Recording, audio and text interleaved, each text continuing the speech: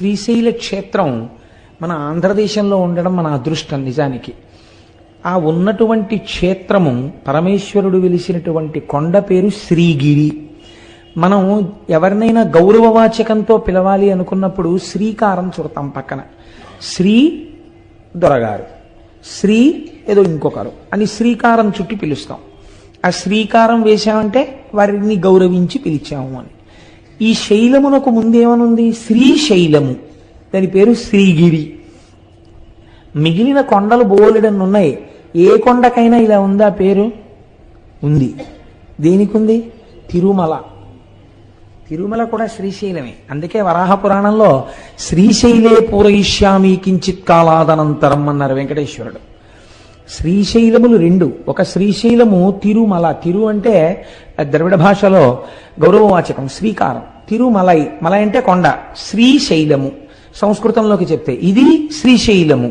అక్కడ కరచరణాదులతో ఉన్నాడు, ఇక్కడ లింగమూర్తిగా ఉన్నాడు, రూపరూపిగా ఉన్నది ఒక్క పరమాత్మే, రెండుగా భాషిస్తున్నాడు. ఇక్కడ ఉన్నటువంటి శ్రీశైలము, ఆ కొండ పేరు శ్రీగిరి. ఈ శ్రీగిరి అన్న పేరు ఎందుకు వచ్చింది అంటే దాని గురించి స్థల పురాణం ఒక మాట మాట్లాడింది. ఒక భక్తురాలు నేను ఈ కొండగా మారాలని కోరుకున్నది కాబట్టి ఆమె శైలముగా మారినది అని కాదు. దాని యొక్క తాత్వికమైన రహస్యం వేరు. కొన్ని పరమ పవిత్రమైనటువంటి కొండలు ఉంటాయి. ఈశ్వరుడు కోరి కోరి అక్కడ స్వయంభూగా వెలుస్తాడు. అలా వెలియాలంటే అది ప్రాకృతముగా ఉన్నటువంటి కొండ కాదు, దాని యందు ఏదో శక్తి ఉండాలి. మీరు చూడండి, మనకి ఒక మాట మాట్లాడుతుంటారు, శిలాభోగం స్థలాభోగం అంటారు. శిలాభోగం అంటే ప్రపంచంలో ఎన్నో శిలలు ఉంటాయి. ఏదో ఒక శిలని పట్టుకొచ్చి ఒక ఆయన చెక్కుతాడు, ఓ గుళ్ళో పెడతాడు. దానికి ఎన్ని అభిషేకాలో ఎన్ని పూజలో అది మూర్తి అయిపోయింది, శిలాభోగం. అంతకన్నా గొప్ప మూర్తిని చెక్కి ఇంకో గుళ్ళో పెడతారు, ఆ గుళ్ళోకి వెళ్ళేవాడు ఉండడం. శిలాభోగం అంటే దానికి లేదా అదృష్టం రాదు, ఇక్కడికి భక్తులు అంటారు. స్థలాభోగం, మీరు కొన్ని కొన్ని స్థలాలు చూడండి, మహాత్ములు అడుగుపెట్టిన వేళా విశేషం ఏమిటో తెలియదు కానీ నేను విశాఖపట్నంలో చూశాను అలాంటి ఇల్లు. ఒక ఇల్లు ఉండేది, అంటే మా బంధువులే ఉండేవారు అందులో, అందుకని నాకు తెలుసు. చీకటి గుహ ఎలా ఉంటుందో గదులు అలా ఉండేవి ఆ ఇంట్లో. అంత చీకటి, అంత అలా ఉండేవి ఆ గదులన్నీ కూడాను. కానీ ఆ ఇంట మంగళతోరణం కట్టి మళ్ళీ మంగళతోరణం ఎండిపోయింది తీయడానికి టైం ఉండేది కాదు, మళ్ళీ తోరణం కట్టేసేవారు. ఎప్పుడూ శుభమే.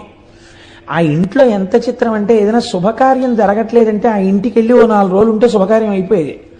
స్థలాభోగం, మీరు ఏమని చెప్పగలరు దానికి? స్థలాభోగం అనాలంతే. అంటే ఆ ఇంటికి ఏదో మహత్తరమైనటువంటి ఓ పెంకో ఏదో వచ్చేసింది అనమాట. ఆ స్థలం అటువంటిది. మనకి తెలియదండి ఒక్కొక్కసారి ఆ స్థలం అంత శక్తివంతమైందని మనం కనిపెట్టలేము, పెద్దలైతే కనిపెడతారు. శంకరాచార్యుల వారు పాదచారి అయి నడుస్తున్నప్పుడు ఒకానొక చోట వారు ఎండ నుంచి సేద తీరడం కోసమని కూర్చున్నారు. మంచి రోహిణీ కార్తె. అటువంటి సమయంలో ఒక కప్ప నీటిలోకి దూకలేకపోయింది, ఆ ఎండకి శోషించిపోయింది. పక్కన పుట్టలో ఒక పెద్ద నాగుపాం ఉంది.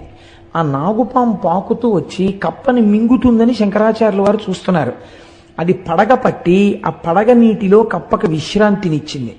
విశ్రాంతి తీసుకున్న కప్ప నీటిలోకి దూకింది. వెంటనే శంకరాచార్యుల వారు అంతర్ముఖులై చూశారు, ఒక నాగుపాం కప్పకి ఎందుకు పడగ పట్టింది, కాబట్టి ఈ స్థలానికి ఏదో ప్రాముఖ్యత ఉండాలి అని. అప్పుడు వారు లోపల అంతర్ముఖులై చూస్తే అది ఋష్యశృంగ మహర్షి తపస్సు చేసిన ప్రదేశం. అందుకే అక్కడ జీవులకు ఒకదాని పట్ల ఒకదానికి శత్రుభావన లేకుండా చెనకకుండా అంత సంతోషంగా కలసిమెలసి ఉంటున్నాయి.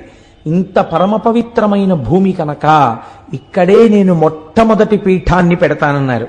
అదే ఇవాళ మనం ఆరాధన చేసేటటువంటి శృంగగిరి పీఠం కర్ణాటకలో. కాబట్టి స్థలాభోగము ఉన్నదా లేదా? ఉన్నది. శ్రీగిరి అన్నప్పుడు అందులో శ్రీ శకార రకార ఈకారములు ఉన్నాయి. శకార రకార ఈకారములుంటే శ్రీమాత అని ప్రారంభమైంది లలితా సహస్రనామం. ఆ 3 అక్షరాలు బ్రహ్మశక్తి, విష్ణుశక్తి, రుద్రశక్తి, ఈ 3 శక్తుల్ని తెలియచేస్తాయి. ఈ 3 శక్తులు ఉన్నటువంటి కొండ, ఈ 3 శక్తులు మమేకమైన శక్తి రూపిణి భ్రమరాంబిక, అందుకని శక్తిపీఠం. ఇప్పుడు ఆ కొండ మీద అడుగు పెట్టిన వాడికి సరస్వతీ కటాక్షం కావాలా, లక్ష్మీ కటాక్షం కావాలా, జ్ఞానం కావాలా? నువ్వు అడగక్కర్లేదు నోరు తెరిచి. నీకేది కావాలో అది ఆ కొండలోంచి ప్రసరిస్తుంది. అంత శక్తివంతమైన స్థలం అది, అంత శక్తివంతమైన కొండ ఆ కొండ. అందుకే శంకరాచార్యులు వారు యోగరత్నావళి స్తవంలో ఓ మాట అంటారు, శ్రీశైల శృంగే వివిధ ప్రసంగే శేషాద్రి శృంగే సదా వసంతం తమర్జునం మల్లిక పూర్వమేనం శ్రీశైల శృంగ కుహరేషు కదోపలప్స్యే గాత్రం యదామలతాః పరివేశయంతి కర్ణే యదాః విరచయంతి ఖగాశ్చ నీడాస్ అంటూ సిద్ధిం తథావిధ మనోవిలయం సమాధౌ అన్నారు. శ్రీశైలంలో తొందరగా మనస్సు లయమైపోతుంది అంటారు. అక్కడికి వెళ్ళి జపం చేసుకుందాం అనుకున్న వాళ్ళకి, అక్కడికి వెళ్ళి కూర్చుని మాకు ఒక ఆఫీసర్ గారు ఉండేవారు. ఇప్పుడు నాకు పుష్పమాల వేశారే, ఆ వారు చేసిన ర్యాంక్కి సమానమైన ర్యాంకు. ఆ డెప్యూటీ మేనేజర్ క్వాలిటీ కంట్రోల్ అని మా ఆఫీసులో ఒక పరమ గౌరవనీయమైన పదవి, ఒక జిల్లా స్థాయి అధికారి. ఆయన పేరు అరుణ జటేశ్వరుడు. చాలా గొప్ప పేరు, ఎక్కడ ఉండదు అసలు. ఆయనే అరుణ జడాయ్ అని పిలుస్తుండేవారు. ఆయన పరమభక్తుడైన ఆయన శ్రీశైల క్షేత్రానికి వెళ్ళి భ్రమరాంబ అమ్మవారి దేవాలయపు గోడల దగ్గర కూర్చుని రుద్రాన్ని పారాయణ చేసి వస్తుండేవారు. అందుకే మహానుభావుడు ఒక పువ్వులా పనిచేసి ఒక పువ్వులా వెళ్ళిపోయారు ఆయన. మొన్ననే నాకు ఫోన్ చేశారు, ఈ మాట ఎప్పుడైనా వీలైతే ఒకసారి సభకి పిలిపిస్తాను వారిని, ఒకసారి రండి చెన్నై నుంచి అని. నేను ఎందుకు ప్రస్తావన చేశానంటే అక్కడ తొందరగా మనస్సు లయం అవుతుంది. సిద్ధిం తథావిధ మనోవిలయం సమాధౌ గాత్రం యదాహ మమలతాః పరివేశయంతి అంటారు శంకరాచార్యుల వారు. మీ మనస్సు లయమైపోతే మీకు బాహ్య ప్రపంచంతో సంబంధం ఉండదు. మీకు బాహ్య ప్రపంచంతో సంబంధం లేదు అని ముందు ఎవరు నమ్మాలి? తీగలు నమ్ముతాయి. తీగలు నేను వెళ్ళి ఇలా కూర్చున్నా నన్ను చుట్టుకో, వీళ్ళు లేచి వెళ్ళిపోతాడని చుట్టుకోదు. కానీ ఒక కర్రపుల్ల ఇలా ఉందనుకోండి, తీగ వచ్చి చుట్టుకుంటుంది. అలాగే శ్రీశైలమునందు తొందరగా సమాధిలోకి వెళ్ళిపోతారు కాబట్టి అక్కడ తీగలు అల్లుకుని ఉంటాయిట. ఎన్ని ఓషధులకు ఆలవాలము శ్రీశైల పర్వతం. అసలు అన్నింటికన్నా ఆశ్చర్యం అండి, శ్రీశైలానికి దగ్గరలో ఒక క్షేత్రం ఉంది. అక్కడ అమ్మవారు ఉన్నారు, సిద్ధేశ్వరం అనుకుంటాను నాకు జ్ఞాపకం ఉన్నంత వరకు. మీరు అమ్మవారికి బొట్టు పెట్టచ్చు. అక్కడ మీరు అమ్మవారికి కుంకుమ బొట్టు పెడితే శిలామూర్తిగా ఉండదు, నుదురు మెత్తగా తగులుతుంది. వేలు పెట్టినప్పుడు మీ ఒళ్ళు పులకరిస్తుంది. శ్రీశైలం ఎన్ని రకాల ఉపాసనలకో ఆలవాలము, అంత గొప్ప క్షేత్రం శ్రీశైలం. అటువంటి శ్రీశైలంలో ఆ శ్రీశైల పర్వతం మీద పరమశివుడు స్వయంభూమూర్తిగా వెలిశాడు. మీరు చూడండి, ఎందుకు వెలియాలి? ఏదో కారణం ఉండాలి కదండి. నిన్న సౌరాష్ట్రే సోమనాథంచ ఒక కారణం కనపడింది. ఇక్కడ కూడా ఒక కారణం ఏమైనా ఉందా అంటే, శ్రీశైలంలో ఎందుకు పరమశివుడు వెలయవలసి వచ్చింది అన్న దాని గురించి పెద్దలు ఒక హేతువుని చెప్తారు. క్రౌంచేన పర్వతే దూరంగతే తస్మిన్ స్వపుత్రకే తేచ తత్ర సమాసీనౌ జ్యోతిరూపం సమాశ్రితౌ పుత్ర స్నేహాతురౌ తవ్వై శివౌ పర్వణి పర్వణి దర్శనార్థం కుమారస్య స్వపుత్రస్య గచ్చతః అమావాస్యాం దిశే శంభు స్వయం గచ్చతి తత్ర పౌర్ణమాసే దినే తత్ర పార్వతీ గచ్చతి ధ్రువం. మీకందరికీ తెలుసున్నటువంటి విషయమే. గణాధిపత్యం ఎవరికివ్వాలి అని నిర్ణయం చెయ్యవలసి వచ్చినప్పుడు శంకరుడు తన ఇద్దరు కుమారులను పిలిచి, ఎవరు భూమండలానికి అంతటికీ తొందరగా ప్రదక్షిణం చేసి వస్తారో వారికి నేను పట్టాభిషేకం చేస్తాను, వారికి నేను గణాధిపత్యం ఇస్తాను అన్నారు. అంటే గబగబా బయలుదేరాడు సుబ్రహ్మణ్యేశ్వర స్వామి. వారిది నెమలి వాహనం కాబట్టి గబగబా వెళ్ళి భూమండలంలో ఉన్న దేవాలయాలన్నిటినీ దర్శనం చేసుకుంటూ వస్తున్నాడు. ప్రదక్షిణం అంటే అది బాగా గుర్తుపెట్టుకోండి. సాధారణంగా మనం ఈ కథని కథగా చెప్పేస్తాం. ఆయన ఏమన్నాడు పరమశివుడు? ప్రదక్షిణం చేసి రమ్మన్నాడు. ప్రదక్షిణం చేసి రమ్మంటే గుళ్ళల్లోకి ఎందుకంటే సుబ్రహ్మణ్యేశ్వర స్వామి వారు గిరగిరా తిరిగేసి వచ్చేయకూడదు ఏంటి? ఓ విమానం తిరిగేసినట్టు ఏరియల్ వ్యూ అంటాం కదా మనం, అలా నెమలి వాహనం ఎక్క అలా తిరిగిలా వచ్చేస్తే బాగుంటుంది కదా. ప్రతి గుళ్ళోకి వెళ్ళాడు ఆయన. ప్రతి గుళ్ళోకి వెడితే ఆయనకి ఏం కనపడేదంటే, ఈయన గుళ్ళోకి వెళ్ళేటప్పటికీ విఘ్నేశ్వరుడు బయటికి వెడుతున్నట్టు కనపడేది. అయ్యో అన్న ఇదేంట్రా, నాకన్నా ముందే బయటికి వెళ్ళిపోతున్నాడు, ఎలా వెళ్ళిపోతున్నాడు రా అనుకునేవాడు ఆయన. ప్రతి గుళ్ళోనూ ఈయన వెళ్ళడం, ఆయన బయటికి వెళ్ళడం. అదేంటి, ఎందుకు అసలు సుబ్రహ్మణ్యుడు గుళ్ళల్లోకి తిరగడం? ఆయన చెప్పాడా పరమశివుడు, నువ్వు గుళ్ళల్లోకి వెళ్ళిరా, భూమండలం మీద ఉన్న గుళ్ళన్నీ చూసిరా అని చెప్పాడా? ప్రదక్షిణం చేసిరా అని చెప్పాడా? ప్రదక్షిణం చేసిరా అని చెప్పాడు.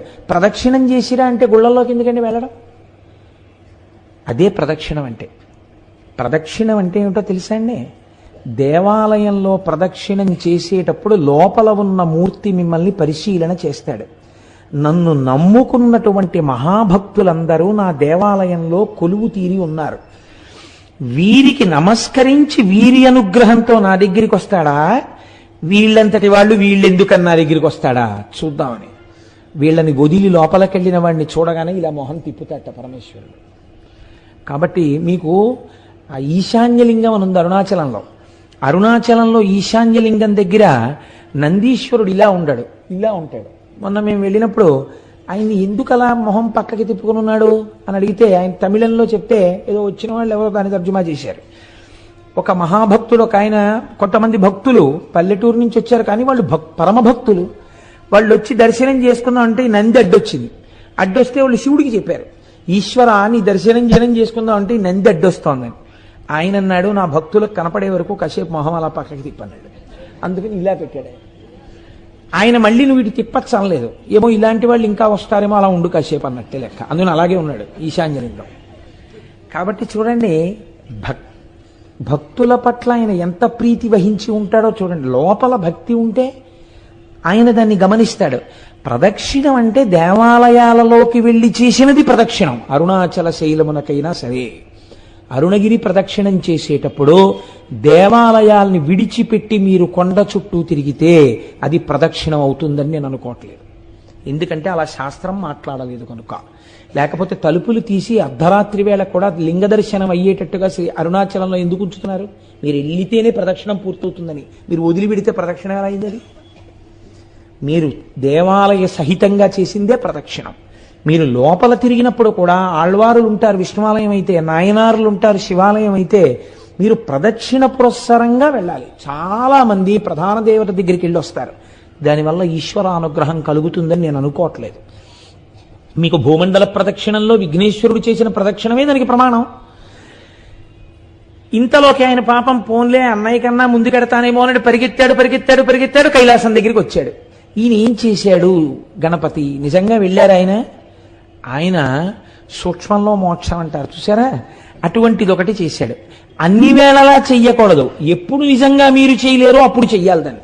శ్రీరామ రామ రామేతి రమే రామే మనోరమే సహస్రనామ తత్తుల్యం రామనామవరాననే నిజమే.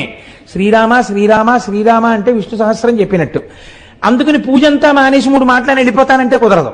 నిజంగా మీకు అంత టైం లేని పరిస్థితి వచ్చినప్పుడు శ్రీరామ శ్రీరామ శ్రీరామనమని. పాపం నెమలి వాహనము లేదు, స్థూలకాయం ఎలక వాహనం, నేను తిరగలేనేమో అనుకుని అన్ని విధాలా బేరీజు వేసుకున్నప్పుడు ఆయన ఏం చేశాడంటే, నాన్నగారు తల్లిదండ్రులకు చేసినటువంటి ప్రదక్షిణం భూమండలానికి చేసిన ప్రదక్షిణంతో సమానం, కాబట్టి నేను మీకే ప్రదక్షిణం చేసి మీకే నమస్కరిస్తున్నాను, అశక్తుడను కనుక. ఈయన అశక్తుడే, అలా సుబ్రహ్మణ్యుడితో సమానంగా వెళ్ళడానికి ఎవరు అంగీకరించాలి? సర్వజ్ఞుడైన శంకరుడు అంగీకరించాలి. ఈ బుద్ధి కుశలత ప్రదర్శించాడు, గణాధిపత్యం ఇచ్చారు. చిన్నపిల్లలకి మొంకుతనం